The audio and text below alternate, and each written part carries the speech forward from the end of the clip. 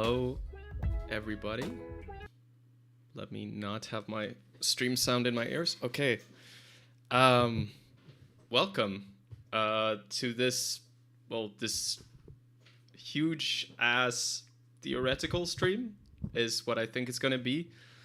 I know I've been away forever, essentially, and that is a mixture of being busy with prepping for tournaments and also starting a new job. So just overall, I have less time to do the whole streaming thing. I will still be posting things sporadically when I have time or when I feel I have something I want to share. Um, but yeah, that's that. So I will be less active, but I'm not gone completely. um, anyway, so today, I mean, the title should be pretty self-explanatory. Um, but yes, there's a lot of thoughts. So um, I was asked a while back by someone a very flattering question, saying like, basically that I was good at building decks, and then the question was like how to read a meta to build the right deck for it. So that's one of the questions I'll try to answer today. But it's going to be pretty freestyle, so we'll see how it works, how well I can explain it. And if there are any questions, of course, ask them in the chat. And hey to Xiat, by the way. uh, yeah, actually a video about meta. Um, I mean, all the testing, everything is like related to the meta in some way, but having like a more zoomed out meta discussion can be nice sometimes. Yeah, there's a lot of tabs, as you can all see. I just posted a huge amount of deck lists, and it's not like, I don't think it's every deck I made during the testing season for Continentals, but it's a large amount of them, the ones that I think were significant. We probably won't get into details on all of them. I will basically see how long we want to stay on each one, and if the audience finds a particular list more interesting, maybe we'll spend more time on it. Whatever ends up being like the most interesting thing. So I just came back. I've been sick. I'm still a bit sick today. I don't know if it's audible, but I'm basically fully recovered now. So I'll be back to work tomorrow. And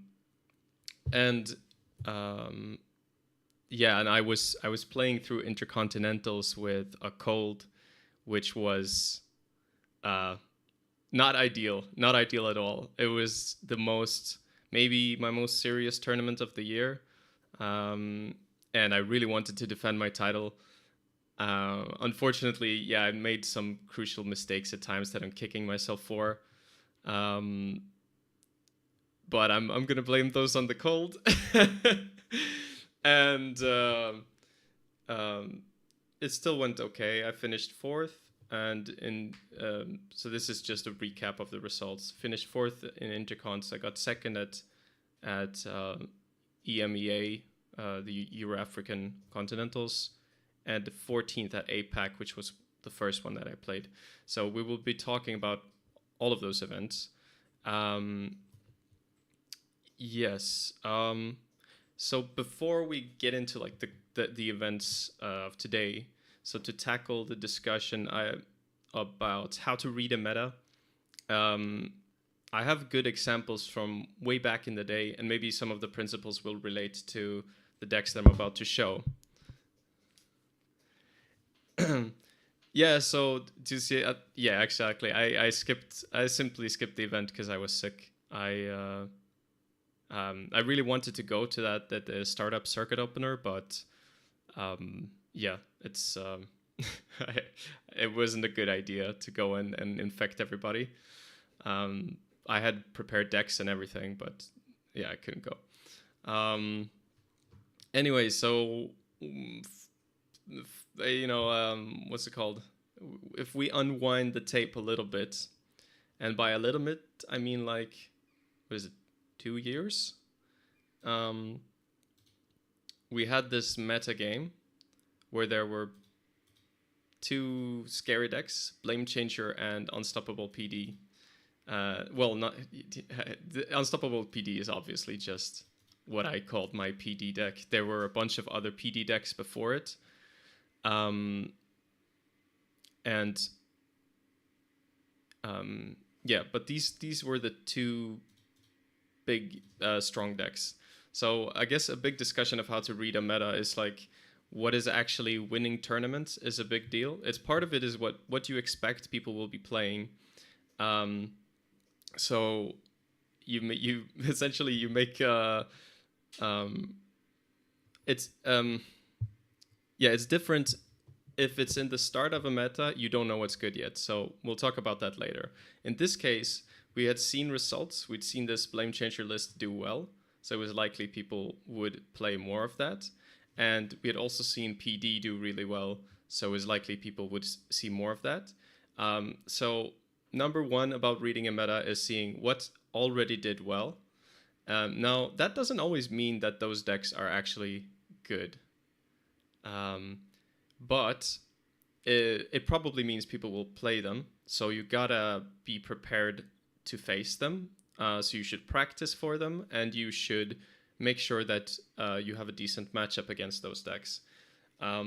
So in the case of this meta, you had to have a good matchup against PD, or an okay matchup at least, and against the sports list as well.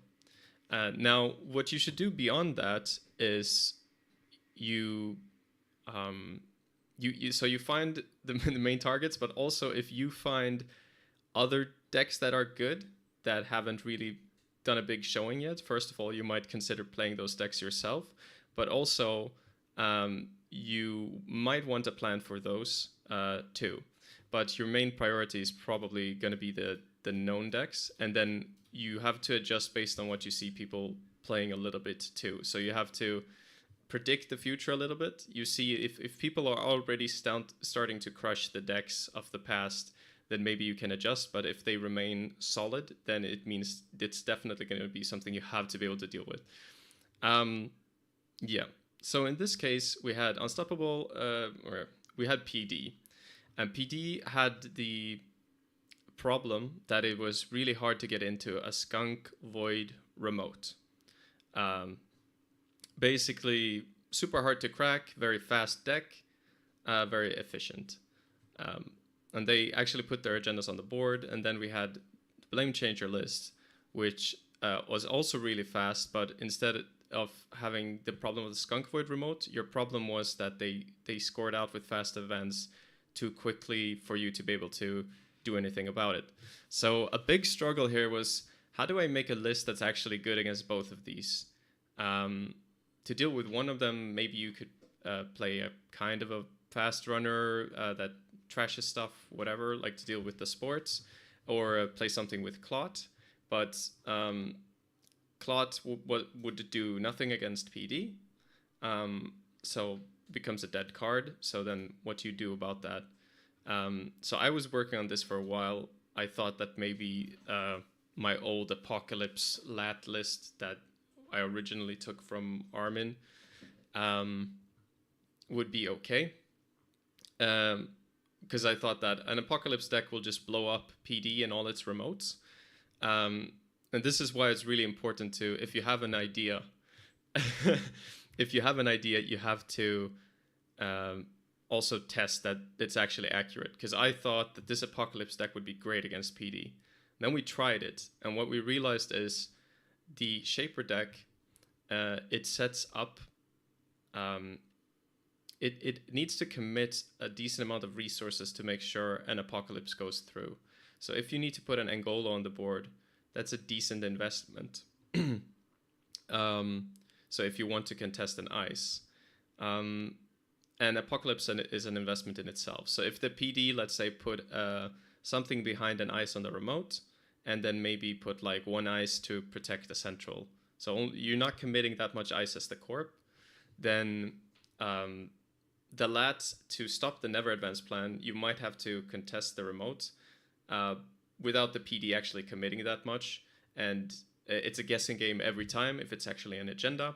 And if you do go for the apocalypse, you blow up your breakers, which you then have to reinvest in, and then the corp can reapply the ice, and you're sort of back to square one. And considering the fact that you had to steal 4 agendas, this you might just not have all the resources you need to do this. So this was bad for that reason. It was committal, and also PD, I guess, could deny the lat draw. Now, the lat also turned out to be kind of bad against sports, so this just turned out to be like a terrible, terrible deck for this meta. So this was discarded. I remember testing this. I was testing with William and the King for the first time. I was getting to know those guys, and this was something we were testing together. And then this idea sprung. Like, Max was very popular at the time, and it solved 2 very big problems that the runners had. So if you can't contest early, then the PD will start scoring out and snowball. That's one thing. Same with the sports list. If you can't contest early, they will score out too many points, and then it's pretty easy for them to fast advance out the rest of the points. So, big problem. Well, Max, with 3 of each bin breaker, mills those into the bin very quickly. A couple of turns, and then you have all your bin breakers that you need to break into stuff without having to do anything. Max just does it for you. And the thing that's different between this one and the lat is that here you don't commit any resources unless you have to. So once they rest the ice, then you install the breaker. So you force them to commit resources in order to make you commit resources. So you just had more draw, you had easier access to your breakers, so you could force the rest on the remote for the PD, and then once they committed those resources, you can APOC them, reset them, and also you made them spend some money. And you'd never spend a lot more money than you wanted to be spending. So, and you could even do things like overclocking the remote, and you just had a lot more money than the corp did. And then we solved the other problem, or I tried to solve the other problem, the sports list, with Stargate. So even if so first of all, easy access means you can contest their scores from the board easily because you can get through their ice. And that means they have to fast advance out more of their points, making it harder for them to score out. Stargate does kind of the same thing. You can trash their fast advance pieces, but you can also trash their agendas. If they don't draw into agendas, they can't score agendas. And also, of course, you are getting closer to getting enough points to win the game every time you trash agendas. So they can shuffle them back with Spin Doctor, but that still means that they didn't draw the agenda they wanted to, probably. And that means the game goes on for longer, you have more time to win. So there was even a game in the Euros finals where I installed 2 of the Stargates, which was pretty crazy. And this was extra good because you could still play Project Vacheron at the time. So this provided you a way to steal those points. So to wrap that discussion of this meta up, here you had a deck that countered the 2 big archetypes. So this is like, if you have a very obvious targets, it's easy to do this thing where you look at what are the problems of each deck, and can I make a deck that counters both of those things? And here you had like a perfect answer. But the very important apart from that is that your deck is not terrible then in all the other matchups. So it's okay to maybe have some bad matchups, but this one was Yeah, you just make sure that it doesn't like lose against everything else. Is I guess is what I'm saying. Um, yeah, PD without pinhole. I mean, back in the day, you had APOC. I think maybe yeah. Well, there was also a political operative. So you had different ways of dealing with the Skunk Void remote. Um, Political operatives serve like a very similar purpose. Um, but so that was back in the day, and an example of um, I guess a simple reading of a meta, and a lot of situations will be more complicated, which gets us to the current day. So let's close these. Um, yeah. Oh, this. Oh, this is just the front page. Okay. So we have the APAC prep lists over here, and then also the stuff that I actually brought to APAC. So when you're getting a set of new cards, um, obviously there's a process with the meta. So when you get a new set of cards from the meta, you can really only guess what archetypes are going to be strong. You don't know yet. So the floor is really wide open, and you're typically not trying to counter any particular strategy when you start to build your first decks after a set is released. You're more trying to find strong synergies, and you're focusing more about building your own deck rather than countering strategies of your opponents. So that should be your focus in a new meta. It's just like find the most broken cards, exploit them. And this is a bad Reality Plus list, okay? There's no sugarcoating it. It was one of the first things I built going into this meta, and I didn't make it work. So I wanted to have like a kill Reality Plus list because I wanted to be exploiting Oppo Research. I thought now that runners have a harder time clearing tags, Oppo Research will be really good, and Amaze Amusements as well. And also all the ice that tags you will be really good. No, and I also thought like I can play Federal Fundraising, and then if they trash it, I can Oppo Research them. So this will give me some extra draw and some control over R&D and so on. And it worked in some games, but overall, you start running into issues where, first of all, trying to kill people with end of the line is really hard because, well, you need two of them in your hand, and they need to have two tags. It's way harder to build kill decks now. End of the line, it's because you need to have two. It almost feels like you can't rely on killing them with two end of the line. You might need to combine it with something like, I don't know, Man in the Moon's list where he has a Thief Protocol or something. Some other way to deal damage so that you can then finish them off with end of the line. Because it's not like Scorched Earth. If they only needed to have one tag, that would be a whole different story. Yeah, so that was part of the realization.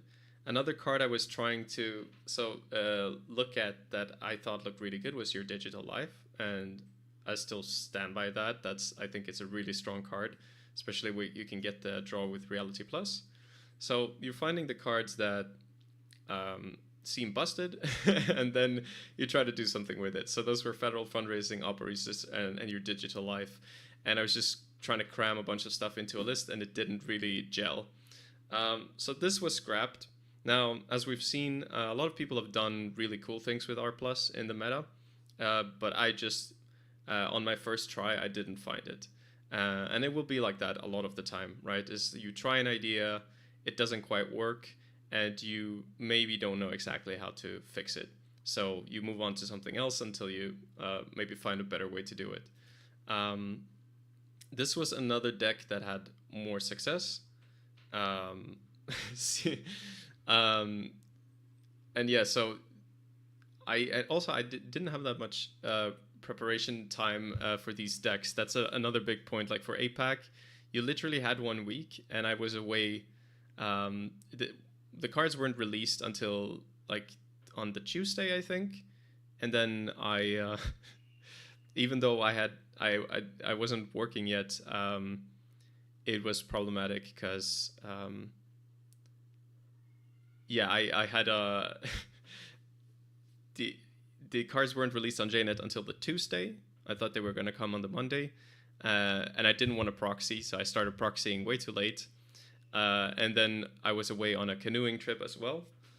So my practice time was pretty limited. So APAC was like basically throw together some stuff and hope it works. So yeah, I tried something with the new Fuji. So doing, and you could see that here I'm also trying to cram like your digital life into every single list early on, thinking that this is going to be something like the coordinator animal list, where you have a bunch of sentries and diviner, basically the same ice suite, and then you can get kills with seamlessly launching your Fuji and neurospiking them. So you can have a single advanced card that's really threatening. You can also use La Costa, and then you can also put stings and stuff in there to threaten plays where you kill them in different ways. And this just this actually worked decently well. Like I got a decent amount of kills with this, but just playing a few games with this, and that's another part of preparation, you just realize that there are too many outs for the runner. It's kind of hard to pull off the combo, to draw all the pieces, and then even the games you win, it feels like it was sort of pure luck, or like it was a 50-50 where they needed to check the remote or not check the remote. And part of my philosophy is like I usually want something that feels more secure, where I can control the pace of the game and like I don't know how the game's going, and that the order of the cards doesn't matter too much. You can never escape it completely, but like reaching something solid that has a decent matchup across the board is part of a big part of what I'm trying to achieve. Yeah, so we had this, and then there was an Arizona build that was fucking nuts that I came up with during the canoeing trip, which was trying to use Poison Vial and Botulus to combine with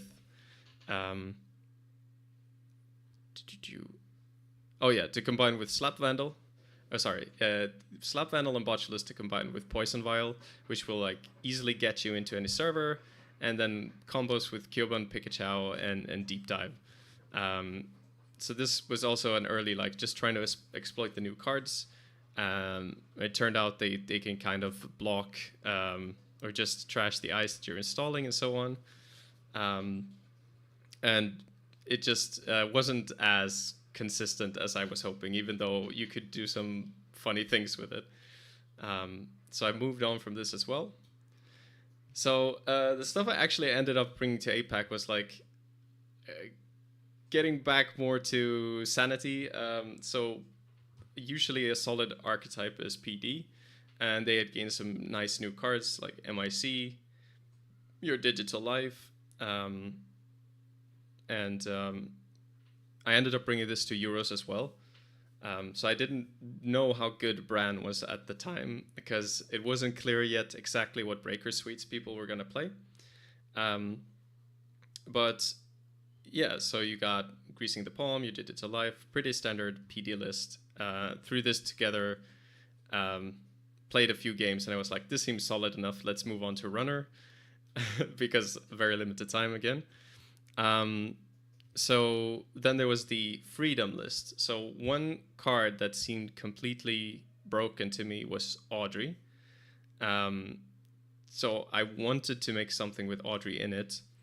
And Audrey has the synergy with Nobkiri. So you put those two things together, there's some synergy with Freedom. There were some annoying asset decks that I've been playing against in practice, like had bumping into reality pluses and stuff. So there was Solidarity Badge to deal with the tags that you get from Opera Research, a built-in way to deal with asset spam, and then Audrey, I guess you can charge it up and break big ice if you're up against glacier decks.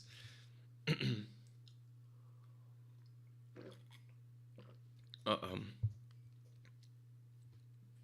so, um, yeah, Audrey. So that was basically the idea. You have Yusuf as well to help with this and make it easier to use Freedom, and then you have Consume to like feed your your loop of trashing things. Um, and I brought this to APAC, and it did pretty well. I think the games I lost were usually I could have played them better, so I let the game get away from me. This is sort of like a Doom Rig build, though. Like in the non-asset matchups, it becomes like you're not doing much until you install all of your stuff, and then um, you have this big breakthrough moment where you actually start to get to trash stuff, and it feels amazing. But sometimes that comes way too late, and basically they just score out before you have a time to do what you want to do. Um, Now, it actually I think would have done really well if I in some moments had played slightly better, but but yeah. And yes, four factors, one decoder. Um, yes. It also turns out like Corroder is just not what you should be playing. Cleaver is just better most of the time. Um, but yes, so you're leaning a lot on Audrey in this list. So the breakers are there for sort of for backup, and if you do get purged, you can kind of get locked out until you see your breakers, which is a bit of a problem. So this was the APAC list, and then I realized after APAC, because the biggest struggle is setup speed, I was thinking, okay, which is everybody's thought every time a deck isn't really working that and it isn't Hoshiko, which is like, what if I just put this in Hoshiko, because that'll give me easier setup time, more money, more draw means easier setup, and because my rig is really ambitious, that's gonna help. So yes, so that was the progression, and then also and I felt still after APAC that the meta was kind of unclear, but you were starting to get some targets that you could practice against. There was some amount of sports, there was some outfit, there was some ASA. So as you start seeing results, you start to add things to your list of things to be concerned about. And then part of your process of figuring out what decks are... let me move these over because these are the ones that we'll be looking at. Oh, this one too.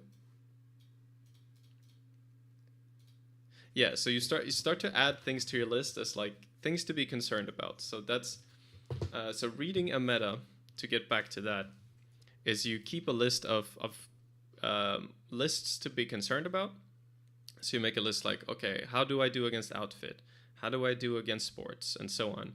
And then you have to practice all of these, right? So you practice against all of these, figure out how you do. And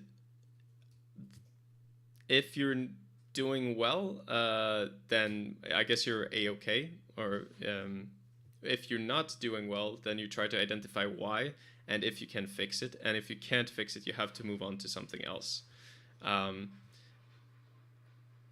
Yes.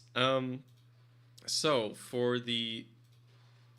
Yeah, so I made a sports deck, which was a variant of Axus sports, but just like I tried to make it simpler, to like clean it up, just make it simpler, because there was a bunch of combos with subliminal messaging and stuff, and I basically thought that wasn't necessary. You can just have a like very simple sports list that's just biotics, audacities, things, and then you have ice behind it sometimes, and you can use wage workers to get off-world office scores from hand, which is quite nice, because you get all the biotic money back and more with sports.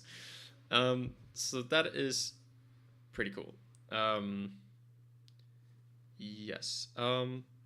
So this list wasn't made because I wanted to play against it, but part of because I wanted to play it. This was made because I was in a new meta, and sometimes if you're expecting a deck, but you feel like no one has brought the best version of it yet, you make that version of it yourself, so that you can practice against it. So this was mostly a case of that. I guess if I had felt like the sports list was really, really good, I might actually have brought it. But this was mainly because I wanted to understand how good sports was in the meta, to understand how big of a threat it was. So sometimes it's not enough to just look at what are people already playing. You have to explore how good the archetypes are yourself to some degree, to understand what should my biggest concerns be. So in the case of, for example, the outfit, I was concerned about it, but after testing against it, the big deal outfit in particular, I realized I'm not too concerned about it. It doesn't feel that threatening. So you also need to pay attention to what are the most threatening decks, because it's not just like people are playing it. Yeah. So if you play against the outfit and it's not threatening, then you don't need to do any extra preparation for it, or add any extra tech cards for it. Yeah, so then you should focus on your main worries, the decks that you feel are harder to beat. But still make sure that you can beat the decks that people will be playing. So you still need to be able to beat the outfit. It's just, yeah. All right. So I made that sports list to be able to practice against it. And this is the version of the Freedom deck that I made. So the evolution of the Freedom deck is putting it into Hoshiko, and I played this a lot of games. This was maybe the first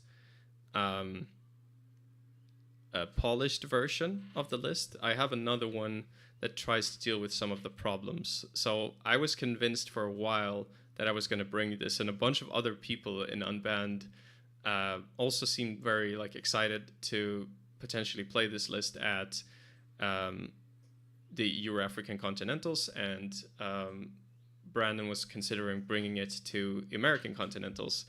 So I was playing it a bunch, and I think I may have gotten a little bit tunnel visioned. So this is one thing. You need to also learn when to give up on a deck. And it took quite a while to realize that I needed to give up on this deck. So the deck is incredibly good until you face a lot of Maverus. And that was something I didn't find a good way to deal with. So the problem is Audrey gets you into servers, and you rely on Audrey to get you into servers to some degree.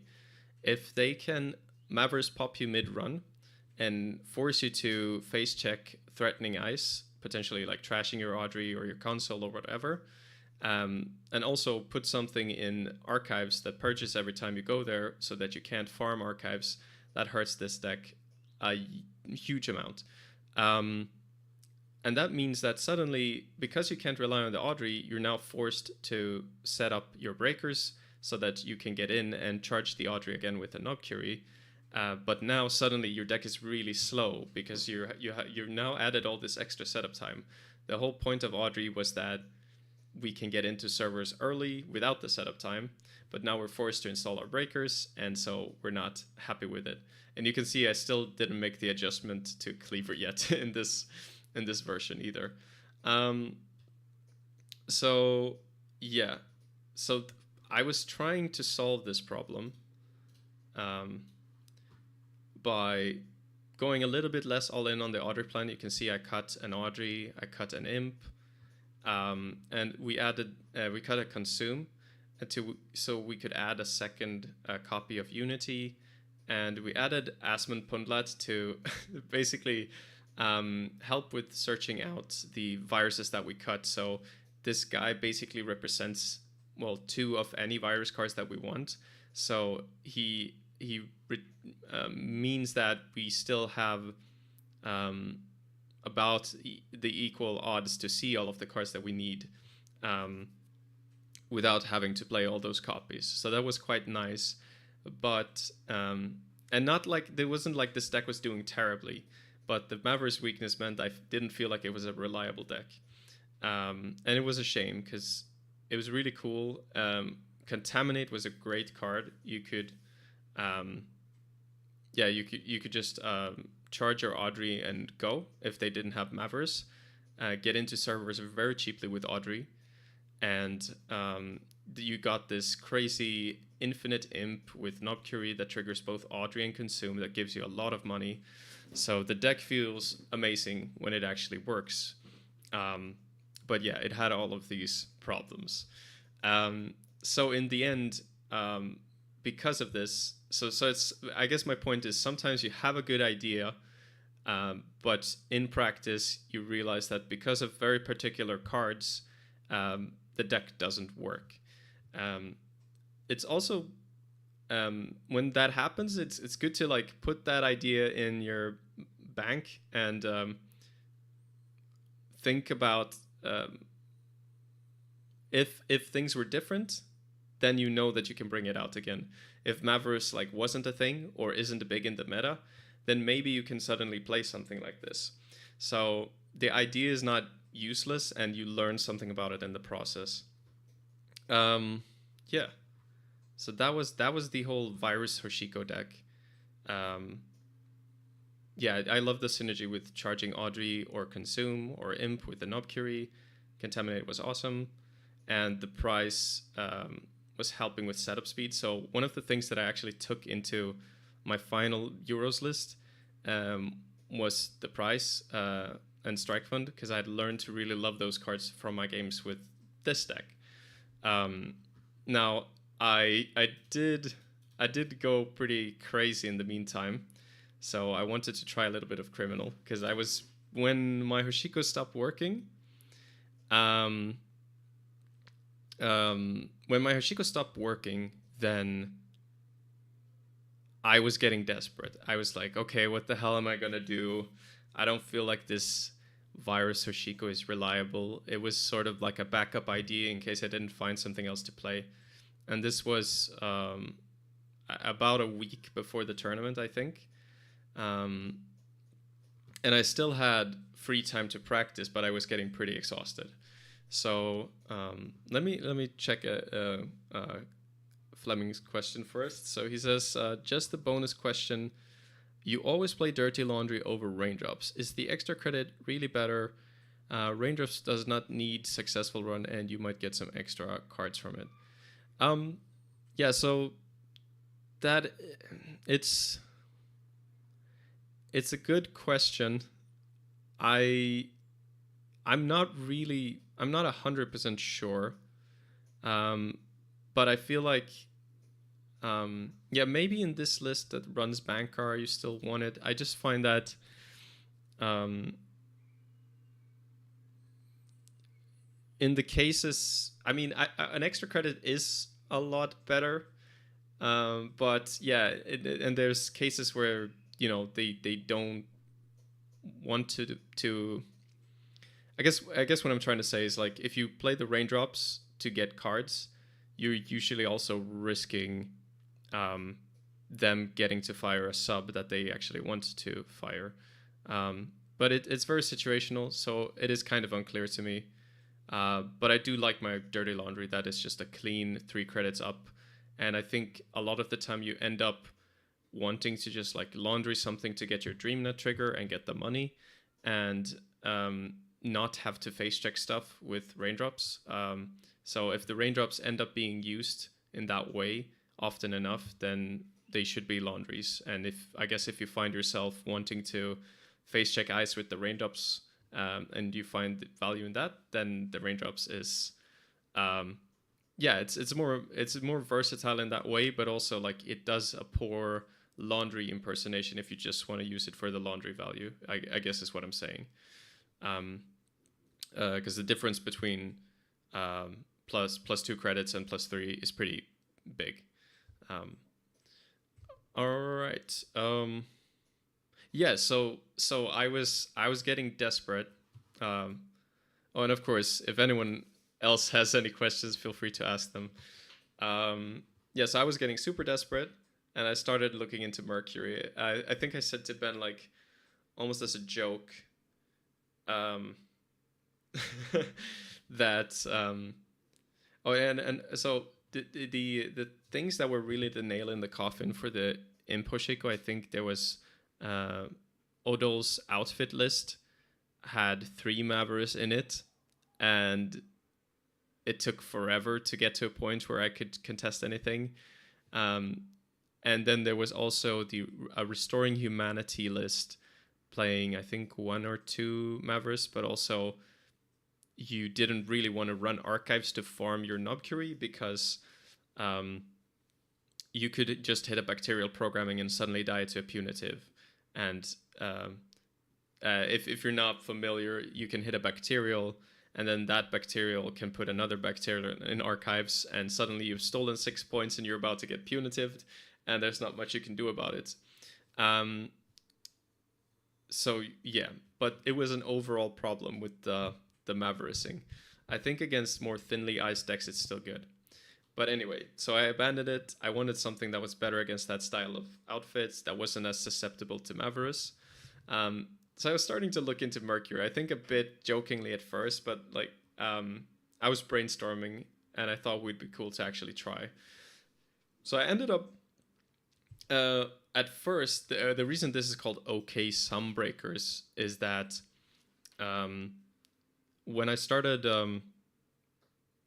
when I started trying to build Mercury, I literally built it with no breakers. It was like, no, let's not play breakers. Let's just bypass things, and then we access enough points to win. And then I played a few games with that and realized that while it does work decently well, you can't get away with that completely. So so I ended up adding actual breakers to the list. Femme Fatale, though, is something that you can bypass with, so it works well with Mercury.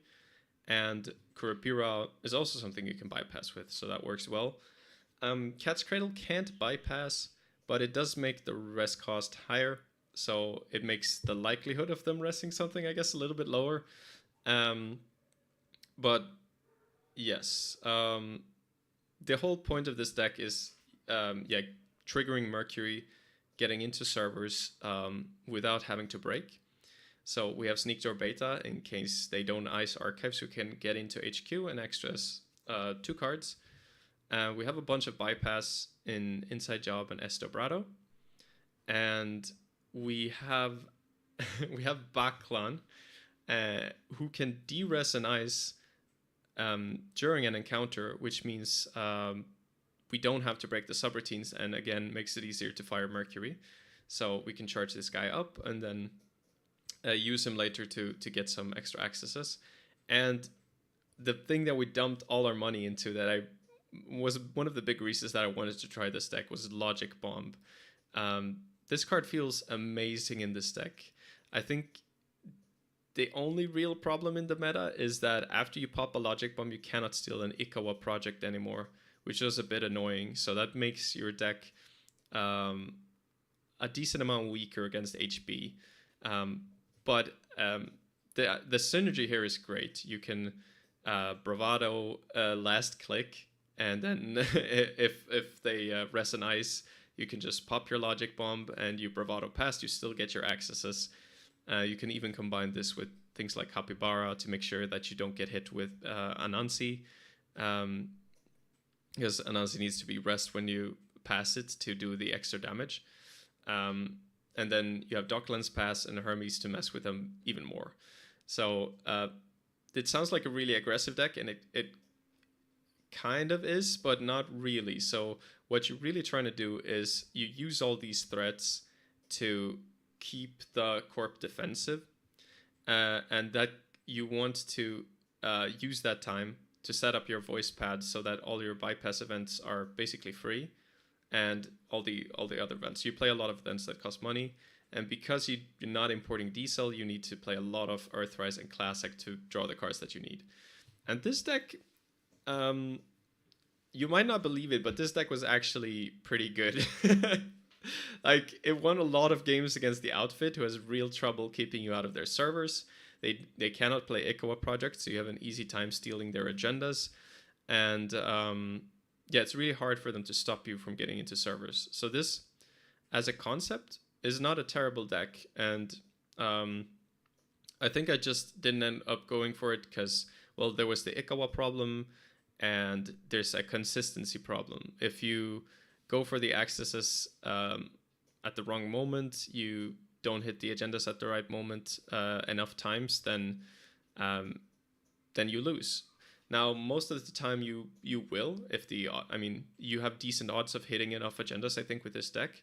But if you play an Anarch deck, you can play more of a controlling style where you limit the corpse options so that you're essentially, if things go the right way, you're essentially guaranteed to find the points that you need.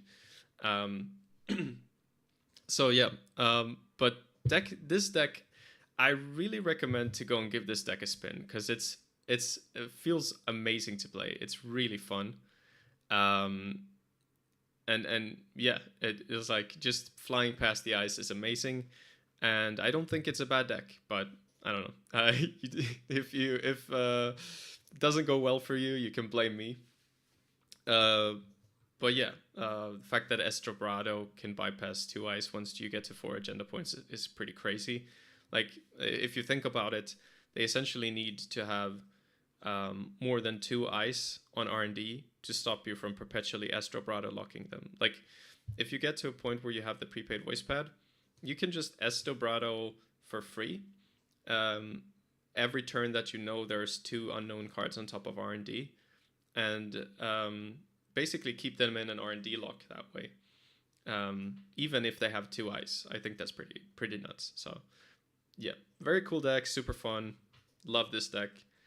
Then there was this deck that actually was part of the Hoshiko journey. A really big Hosh deck. So we've seen a lot of these in the past, but this, yeah, the whole idea here was we were trying to use Lago Paranoia Shelter for a bunch of draw, Dreamnet for a bunch of draw, and we play Maul like in the other big Hoshiko lists, Bravado, whatever, the cards that I like. And I guess the whole point is like we can mill ourselves a bunch with Lago, we get a bunch of draw, we have Bankar, and we don't need to care about running out of cards in our deck at all because our deck is huge. So we can play that, we can play the prize, a bunch of other stuff. And there's a few issues like, oh, and also, I mean, another benefit of having a big deck is it means you have access to a lot of different tools. So in a slow game, you eventually find the tool that you need to deal with a particular card or a particular piece of ice. But it really it depends on the matchup, though. So yeah, so I was even playing Utai because I found that a lot of the time you don't need to break more than 1 code gate per run. And then you can set up 3 virtuals with Dreamnet, Mamie, and Paladin. And then it's not that bad, but obviously it's not nearly as good as Unity. So this deck, it gave me a lot of love for Hana. Using Hana with Maw against assets decks is absolutely great. So that was one teaching. You can see I was still playing the Prize and Strike Fund.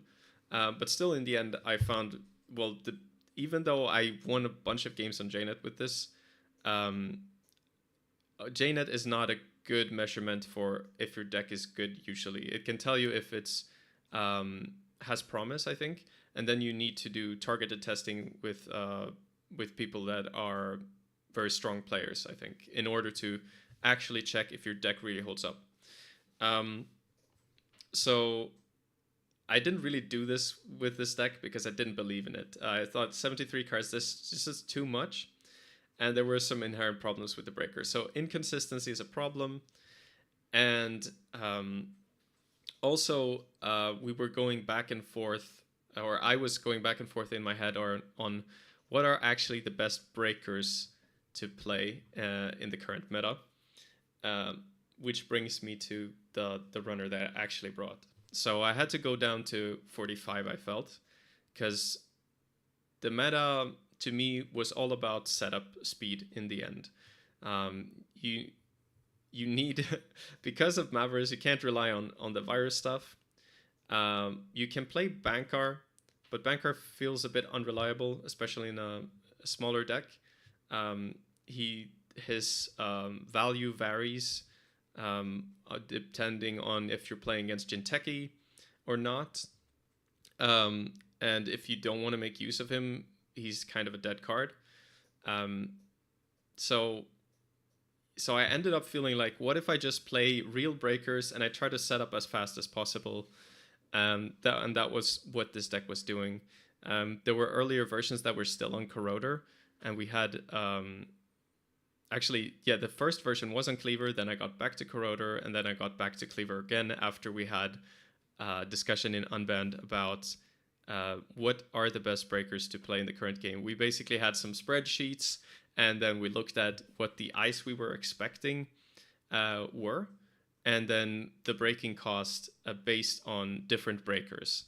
And we basically concluded that Carmen, Cleaver, and Unity are the best breakers you can play. That's it. And I'd never thought I'd look at Carmen as a good card, but it is the best sentry breaker in the game. And I was trying to fix some of the problems with Carmen, especially, and a little bit Cleaver, by playing an Ice Carver in this list. So the deck feels great to play. You can sometimes not set up quickly enough, which is the annoying part. But once you do, you're pretty good at breaking things. You have a lot of money in draw. You get through your deck really fast with the Price and Stark Fund and 3 moshing. And you have a late game plan of having 2 different companions, DreamNet, DJ Fenris, and Maw. So you can hit HQ and get a Maw trigger. You can get events back with Fenris. You get your DreamNet trigger. And then you can, for example, get a Sure Gamble back and play it. And instead of getting 4, you maybe gain 5 if you have a Mamie. So you have this big value engine in the deck. And in practice, I wasn't even that convinced about this deck going into Euros, but it had done the best in practice. So I stuck with it, and it went well. This game only dropped 1 game in Euros, and I played a very similar list in Intercontinentals, which the only change I made was I changed back to the Ice Carver to a Leech. So originally I was playing 2 Leech in my list, and I ended up cutting the Leeches because I felt like it played into the whole Mavericks thing. But then I realized that the ceiling for Leech is way higher.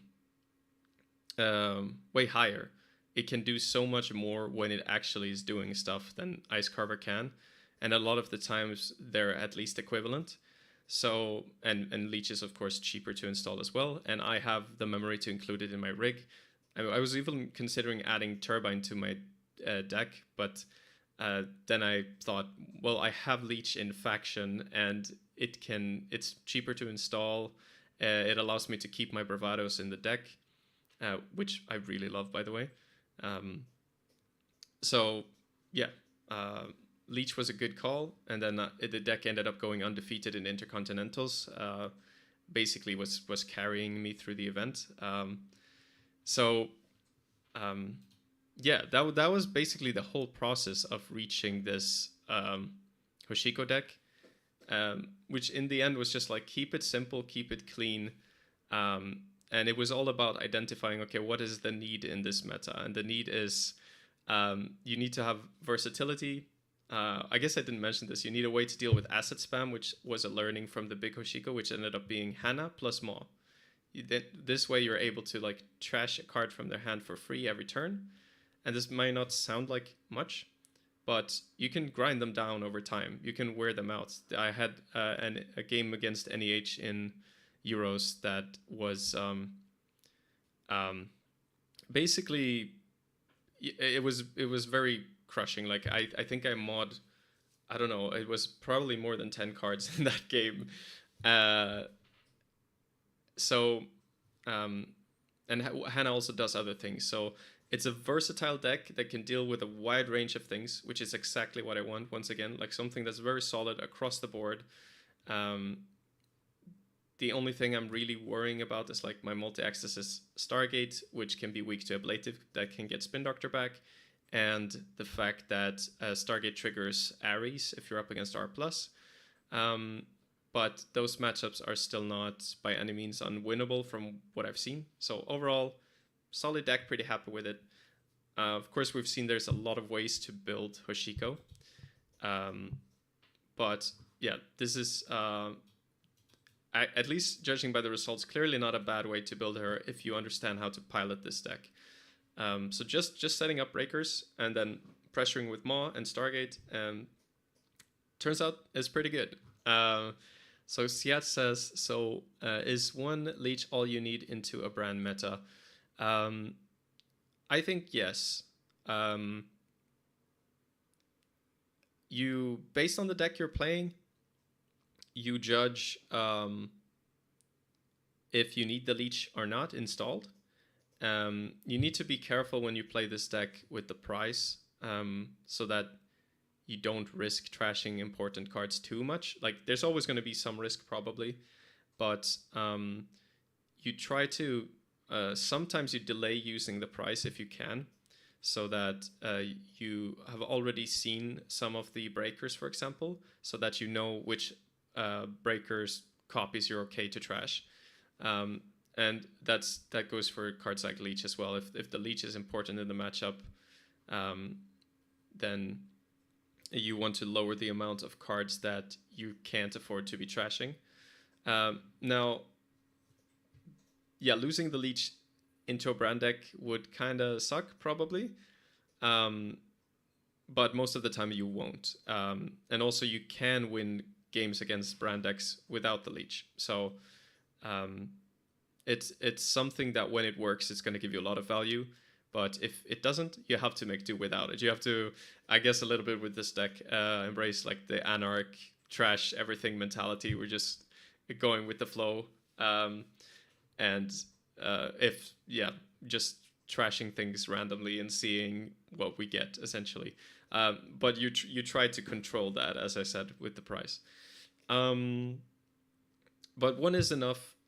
Two would probably be too many. I don't have a cut in this deck. Like, I feel like all of the slots, I just think all of the slots are right. That's the only way I can put it. Yeah, the Leech, you don't really need to start to see it until you're ready to start running. I mean, sometimes you can farm it on archives, and that's great, but archives can also have Mavericks sometimes. So it depends. But I think all of the cards in here are there for a very good reason. Like even the Liberated account that can seem kind of random. It's like it's an economy card that ends up being quite useful at times. Whereas, yeah, in some games where you had Bankar, I would often be like, oh, I wish this was just another economy card to charge my actual breaking capabilities. Yeah.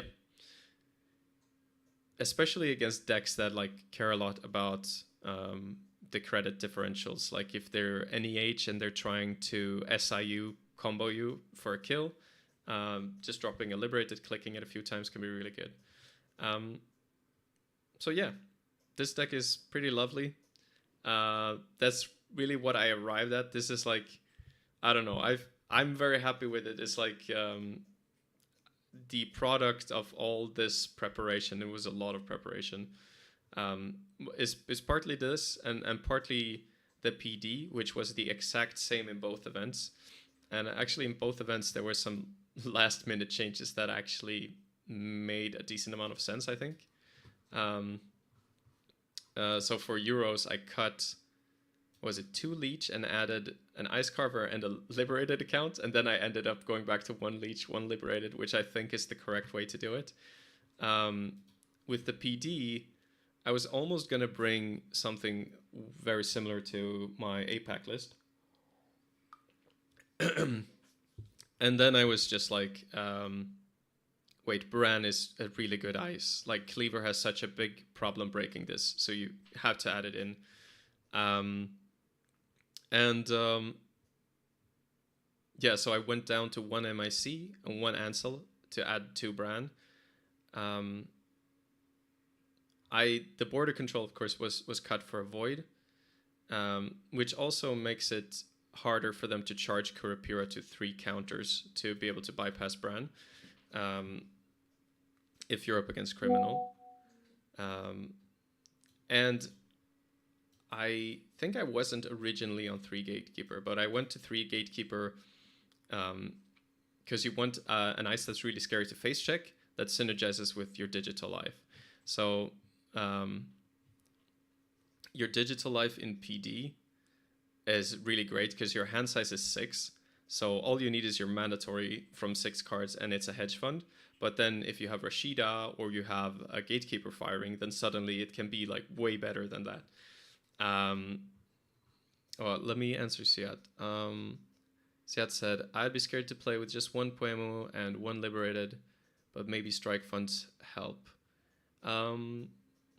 Also, could you elaborate on 3x Moshin? Is it suddenly? It is suddenly seems very hard to play correctly after Binbreaker's rotation. Right. Yes, we can go back to this for a moment.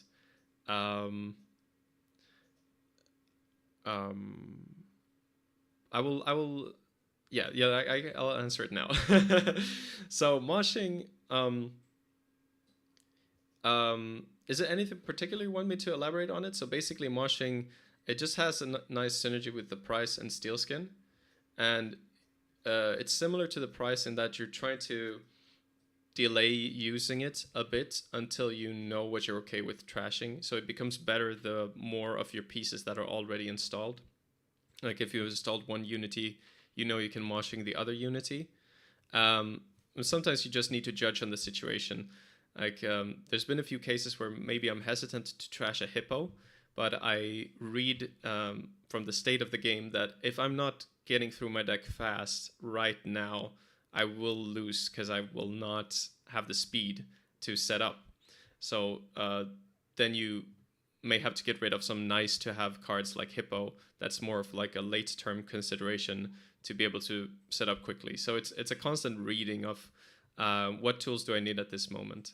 Yeah, I'm not sure if that answers it, but yeah, you can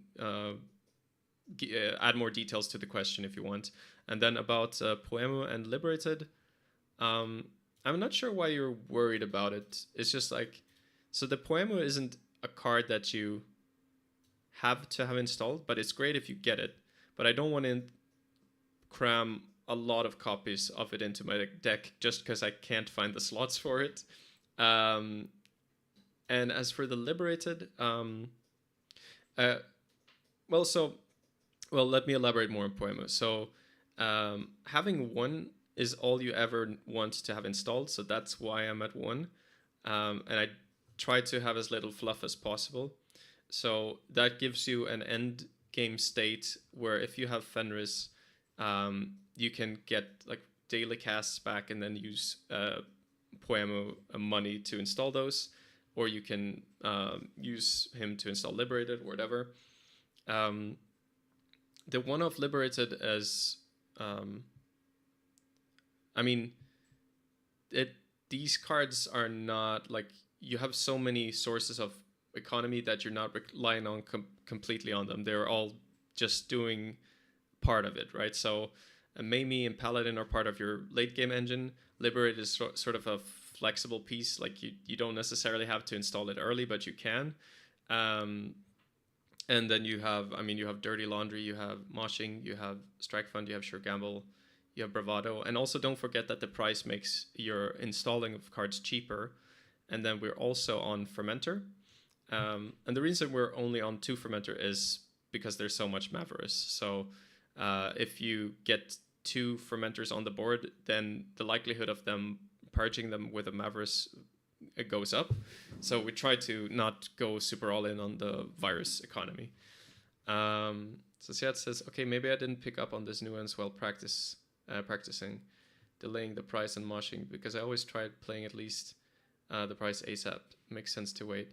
Yeah, that's a big part of it. And also sometimes, if you read that it's too early to be using the price, and that you don't need it, you sometimes just moshing away the price as well. So, yeah, it's a lot of, and it's part of what I like about it too. It's a lot about just judging the situation and playing, adapting to the situation. Yeah. And I find that usually you have something good to do, um, which is why the deck, like, it usually you usually usually turn out okay in the game, but like, yeah, it can feel a bit scary. Um, so back to the PD, right?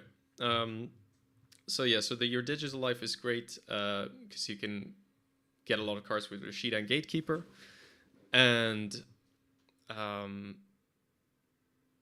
yeah, the Skunk Void was really strong, especially in Euros, because not many people were really prepared for it. And for Intercontinentals, so this deck did pretty well. I had a loss against Criminal, which can definitely happen if you don't like get enough ice. So I got beat by Rotom.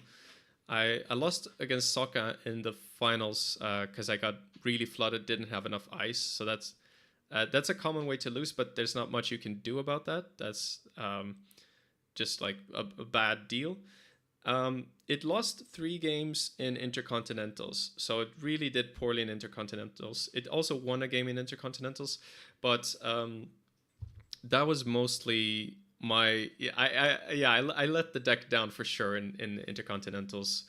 Like, there were 2 games. I had one against Man in the Moon, where I just did a lot of piloting errors, and another one against Santa, with some major mistakes. So that sucks. But I was going through the event with a cold, so I tried to cut myself some slack.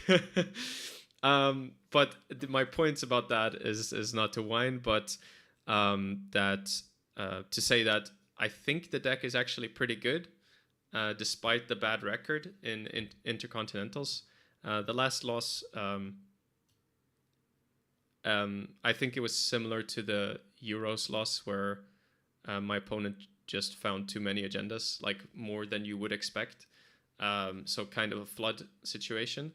But other than that, I think I was doing fine in that game. So this PD is pretty decent. And yeah, the fact, I talked a little bit about this in Euros, but the fact that you can draw up to a high amount of cards, and then you have cards like you can use your digital life to gain a bunch of money from that, and then greasing the palm helps you get down to 6 cards again. So there's some really neat stuff you can do there. However, like, of course, it's not like a foolproof deck, but it gives you like a decent chance of winning. It's pretty rushy. It has some big ice that is hard to get through. A well set up runner will have decent, like an okay time getting in, and if you don't get your agendas out in time, then the central pressure will be too much, and they will probably end the game on centrals. So you need to like keep a steady pace of scoring. Yeah, those are my lists. I guess. So I still wouldn't advise against playing this, but if you find a better corp, then by all means go for it, because I think there's probably a better corp out there. So okay, let me answer your question. So Aksu says, why no labor rights? Well, labor rights is so the whole thing I was trying to solve with this deck is setup speed, and labor rights doesn't help at all with setup. It's more of a late game card, and I feel like the thing with this deck is like the deck is already strong enough in the late game, so so I don't really need to improve the late game at all. I find this does like just fine as is.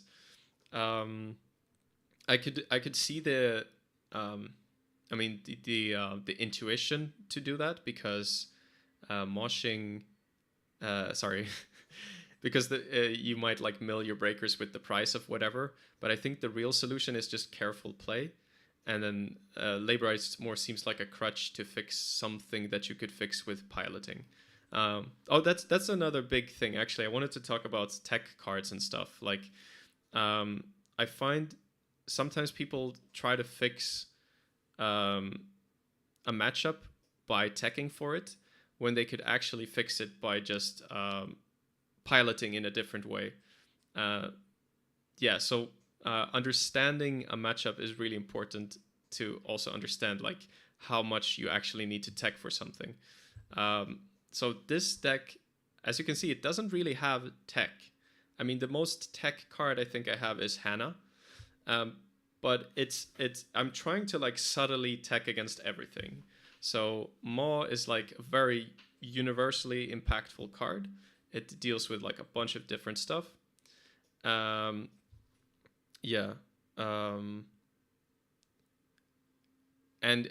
trying to have answers that like deal with things universally. So not just one deck, but like every deck. All right, so Diogenes says, why Anoetic over border control? That is a pretty easy one to answer. My APAC list actually had border control.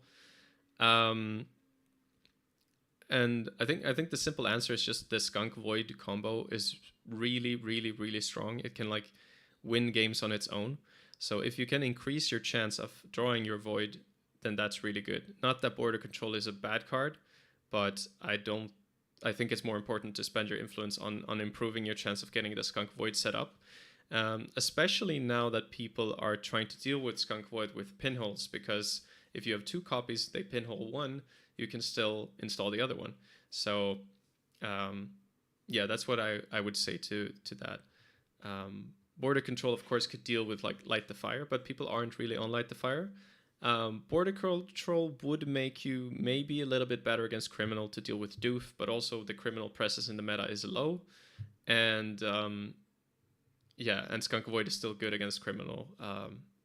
So I think Void is just correct. And then Jackson Gluck says, this PD deck is much better with Midnight 3. You know what? It could be. I didn't actually try that at all.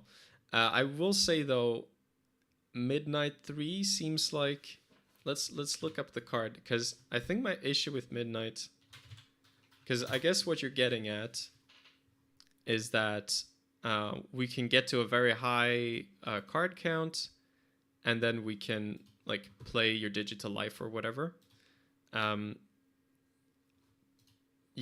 So intuitively, I see the appeal. You get the 3 cards, and you can then play your Digital Life and gain a bunch of money. You can even score this and then use PD ability to get your Digital Life back. So I like that synergy. However, we are only on 2 copies of your Digital Life, so we're not even sure that we're going to be able to pull this off. So that concerns me a little bit. And something that I like about Vitruvius is that, just about playing 3/2s is that if we don't have our Seamless on hand, we can still threaten to win the game. So I don't know. It's probably not a terrible idea, but I don't know that it's definitely true that this is better. But it's something you can try. So Axis says, sounds Mark. I was talking with Ice Prispa and Axwell, and that idea came up. Labor rights hitting Strike Fund or Steelskin sounds like it hits different.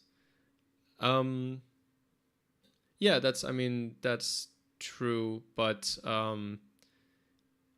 compared to the price, where you're not just milling yourself, you are also getting value at the same time.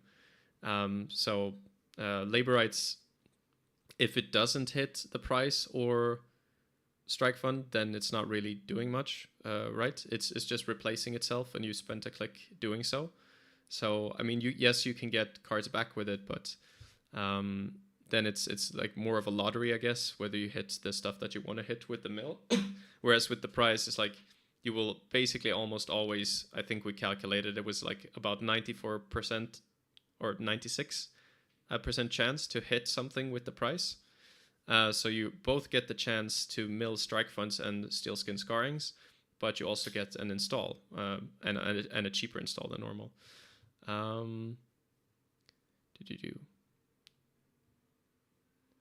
With agenda, you're placing what, Midnight 3? Vitruvius.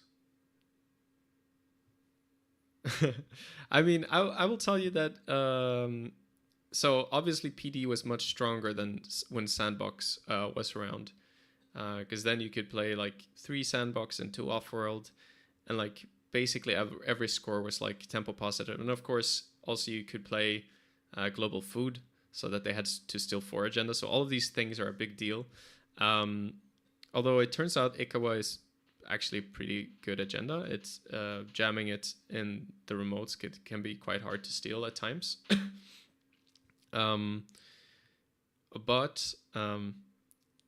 Yeah, so it's good to have these tempo positive scores, and it's something that you wish that Vitruvius was. However, I mean, Vitruvius is still a good card. Just 3/2 agendas are pretty good. Yeah. But I think, yeah, I mean, that's, yeah, I think I basically achieved what I was trying to do, or I hope you guys can tell me if I did or not, but I was trying to explain like how to read a meta, how I prepare for tournaments, and yeah, just go through the Continentals process. So I basically posted all of these lists are on Netrunner DB. I mean, go give them a like if you like any of them. But I think I've covered what I wanted to cover. So if there are any questions, then give them to me now, because otherwise I'll be ending this stream, I think. Jackson says, usually you only get the Vitruvius counter if you play Seamless, which means you just recycle Seamless again.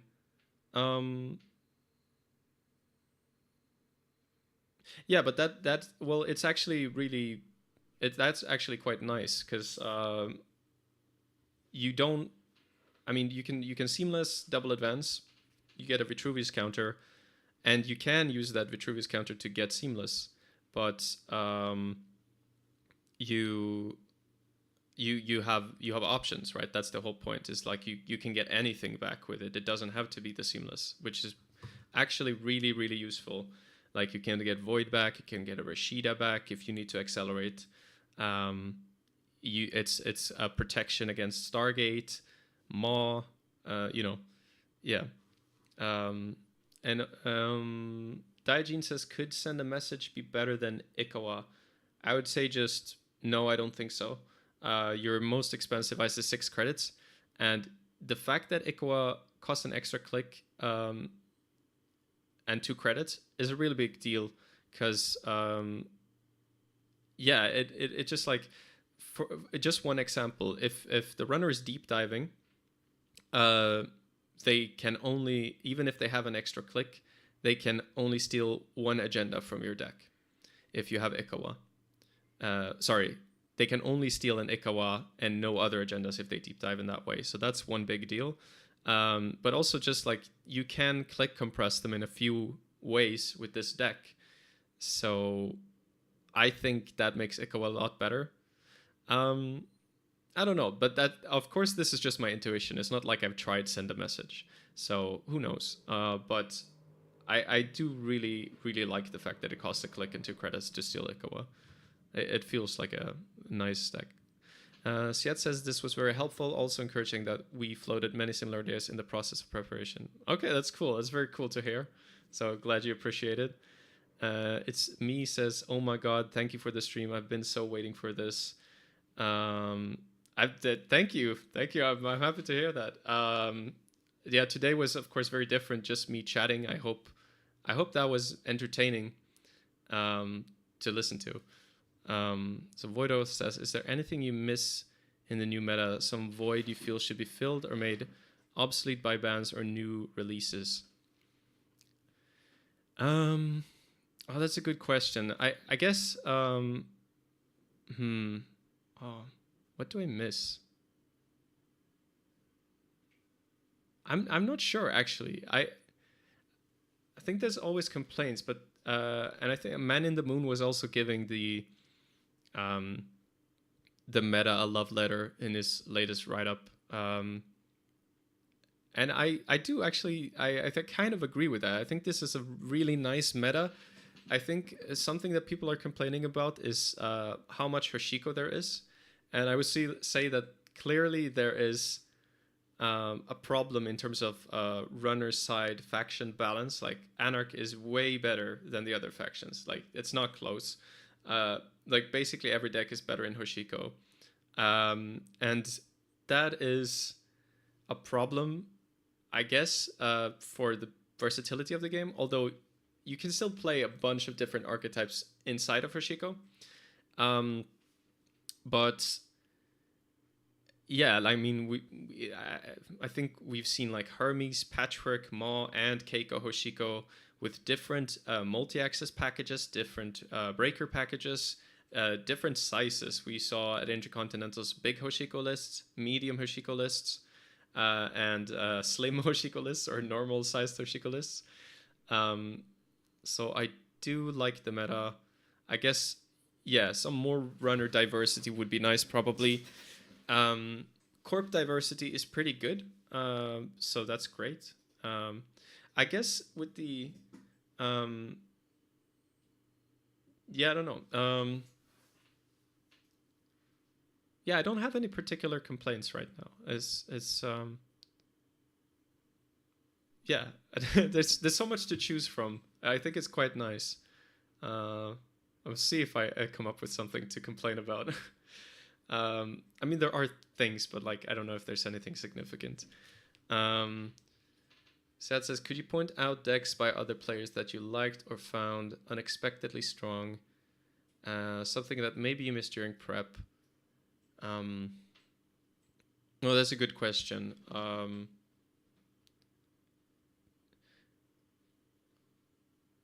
I don't know. I think I was a little surprised by Václav's lat list in Euros, because I had basically written off lat for a while, and I think kind of with good reason, because Hoshiko is still better, I think. But I think it was impressive how he built that list, and the Doom Ring in it is nice, and lat also provides some generic value in the same way as Hoshiko.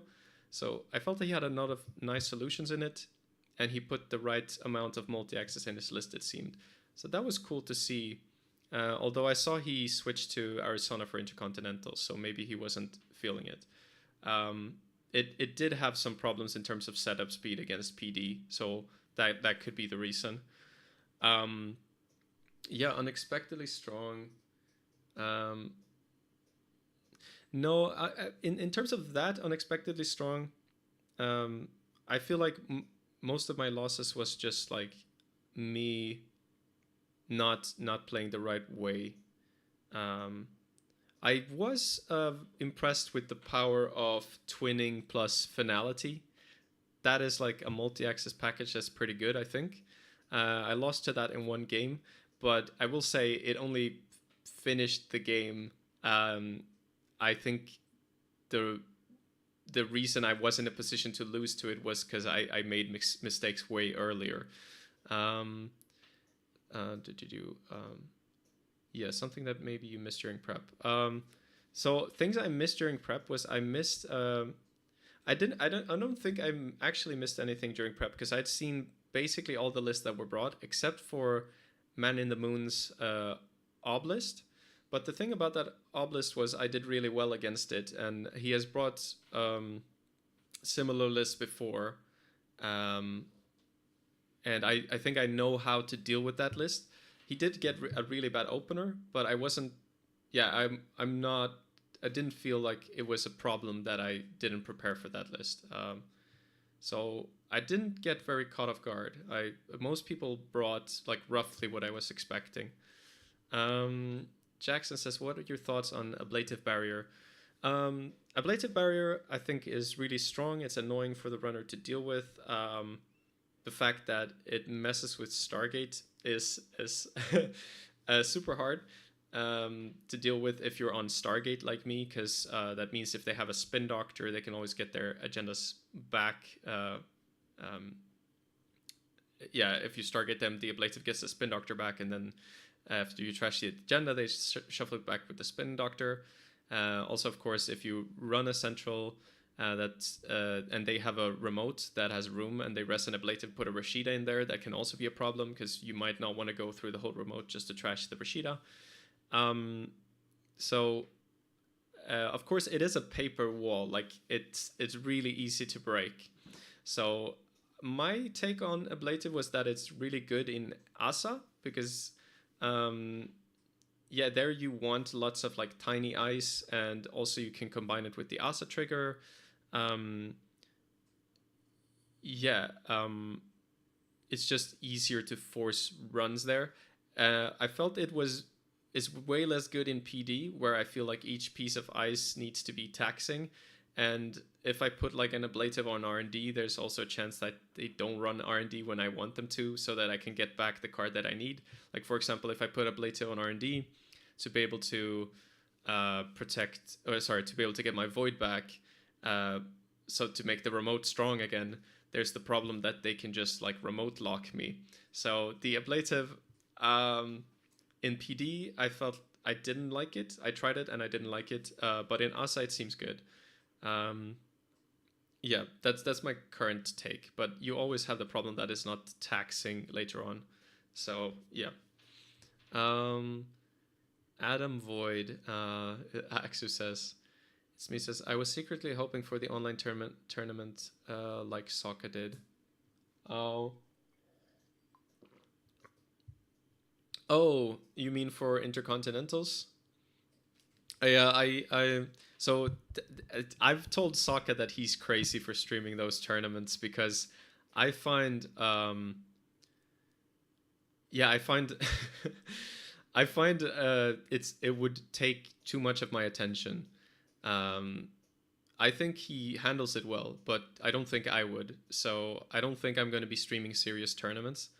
I guess one of the things that I was gonna say today as well is like, and I said this last year, but I feel maybe more serious about it now. Is like, even though there's a lot of fun playing these um, very competitive events, there's a lot of hard work that goes into preparing for them. At least in the way that I do. I do it in a very exhaustive and methodical way, where I try to be like safe against everything to make like a solid deck. And it's like, if I play my cards right, and I shouldn't lose. That's sort of, I want to go in feeling like that. But it also, I think that, and the fact that I put a lot of not like actively putting a lot of pressure on myself, but it ends up being that way, that I pressure myself a lot to win. And if I don't if I make mistakes when I feel like I shouldn't, then I feel I let myself down, and that's not what you want. I guess in the long term, you don't. Maybe it's natural, like being competitive and then losing, but I don't know that I can keep up this amount of effort forever, which I already said last year, but then I ended up going pretty hard this year as well. But I think probably for next year, I will be playing more casually. Um, so I don't know how it will be with streaming tournaments in the future.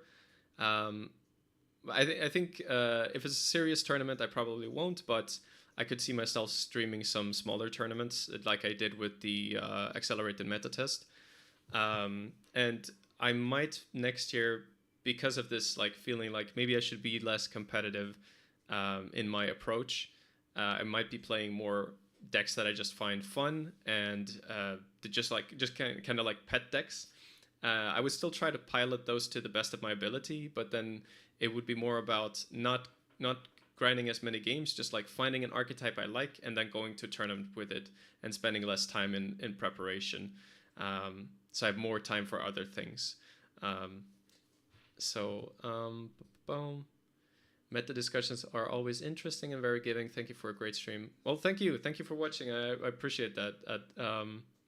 Yeah, I wasn't sure how this stream was going to be, but seems people are people think it's okay. Because when you talk for a long time, it's like, um, yeah, um, it's good to know it was appreciated. I wanted to, I wanted to do. Well, I didn't do write-ups this year. I just felt too busy for it. And then this ended up being like sort of like an information dump stream where I talk about like basically every single thing that went on during this Continentals preparation season.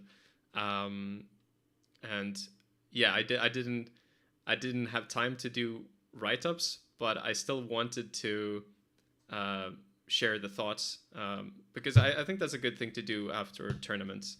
Um, so yeah, I wanted to come on, share the thoughts, and also answer this old question about reading a meta. Uh, Jason says, interesting, thanks. I found Hagen and Gatekeeper not being taxing late is a problem for PD. That is true. You leverage their early potential, and sometimes Hagen, you don't even install it.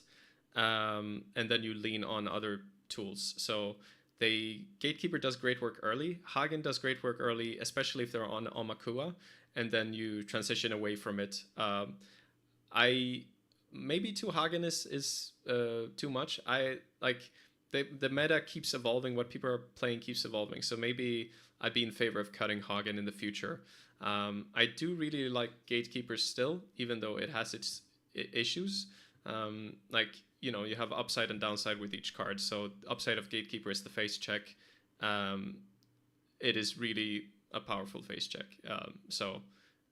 I think it is correct. And then Hagen is situational, and then I guess you use it for Void if it doesn't fit your situation.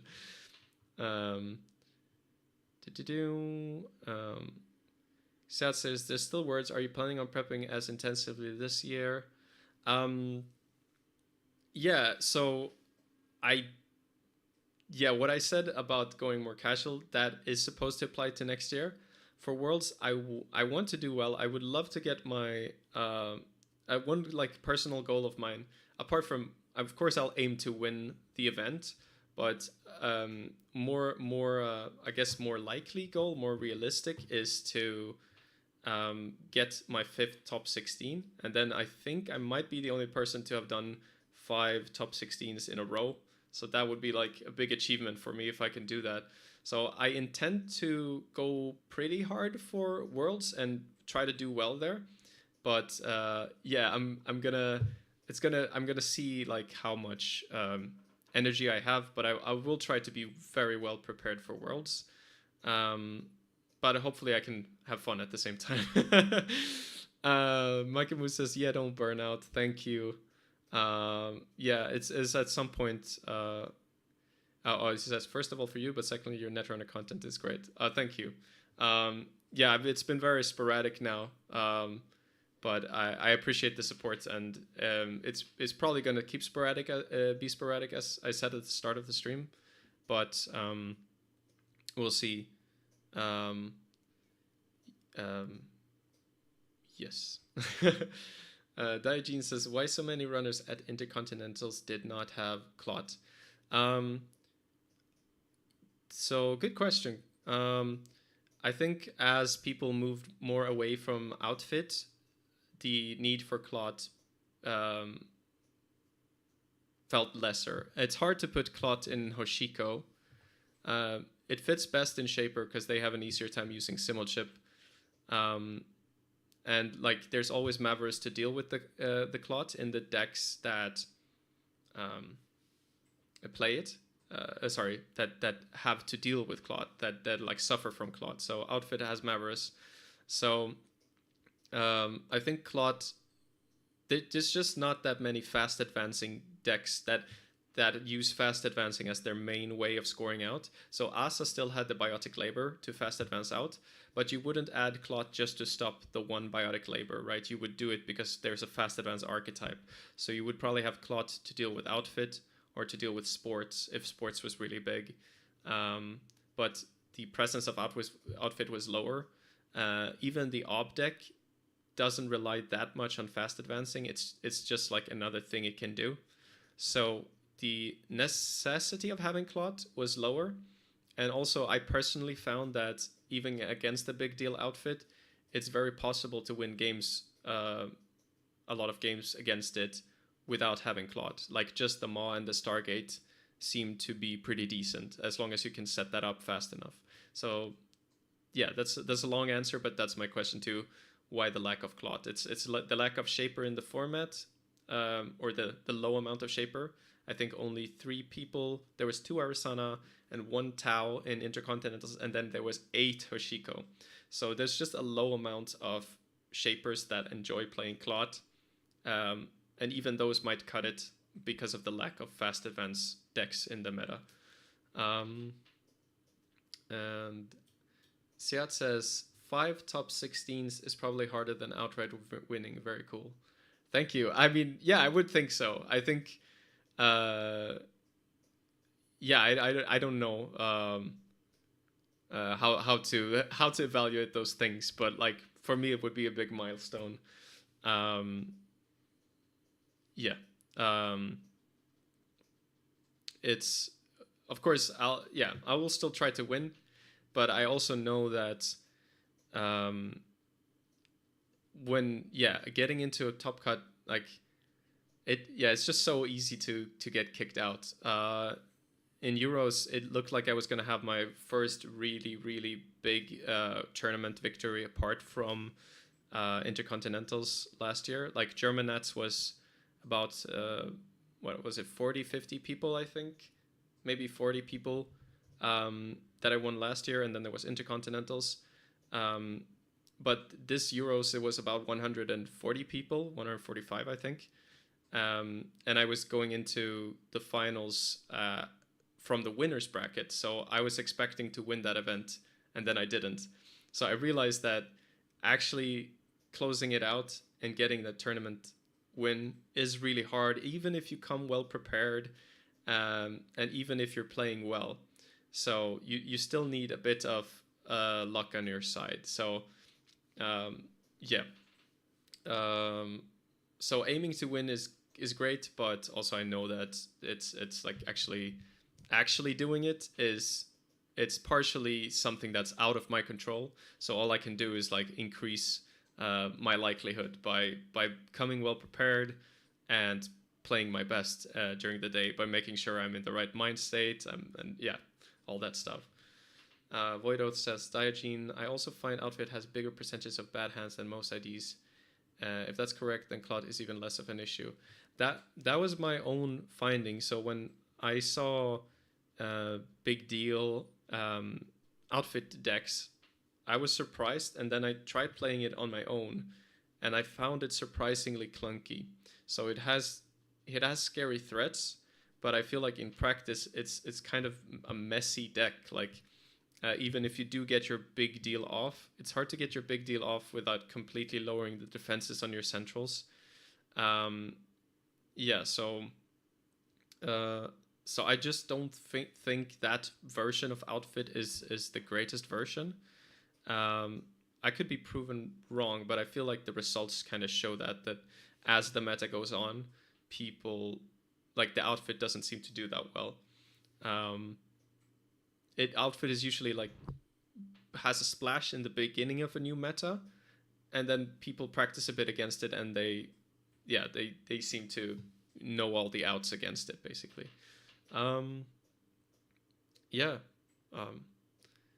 Any other thoughts? Otherwise, I think will be the end of the stream. I'll wait a little bit and see if anyone has something they want to say.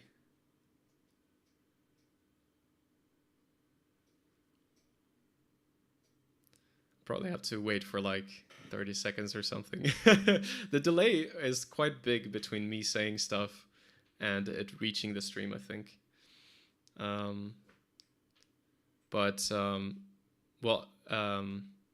I'll see if something pops up, but otherwise, thank you all for watching. It's been a long time. As I said, I don't know when I will be back next time, but yeah, I'm sure I will be back with more stuff at some point.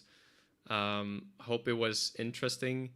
All of the deck lists I talked about today are on Netrunner DB if you want to check them out. But the comments are all in this video. Yeah. Okay. Siat says, thanks for the stream. Hope to see you sometime soon again. Thank you.